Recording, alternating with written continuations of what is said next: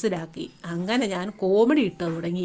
പിന്നീട് ഞാൻ കഥ എഴുതാൻ തുടങ്ങി. കഥയ്ക്കും നല്ല ഡിമാൻഡാട്ടോ. 230 പേരൊക്കെ ഒരു വീഡിയോ എൻ്റെ കാണുന്നുണ്ട്. പിന്നെ എൻ്റെ കല്യാണ ആൽബം ഇതെല്ലാം ഞാൻ എടുത്തിട്ടപ്പോൾ നല്ല സൂപ്പറായിട്ട് ഇത് വർക്കൗട്ട് ആവുന്നുണ്ടായിരുന്നു. അപ്പം ഞാൻ വിചാരിച്ചു ശരിയില്ല. അങ്ങനെ ഞാൻ അപ്പോൾ ഇതെല്ലാം ഇതിൻ്റെ പുറകെ പോകുന്നുണ്ട്. അപ്പം ഞാൻ ഈ ചെടി നടുന്നതും പ്ലാസ്റ്റിക് കുപ്പിക്കകത്ത് ചെടി നടുന്നതുമെല്ലാം ഞാൻ പിടിക്കുന്നുണ്ടായിരുന്നു.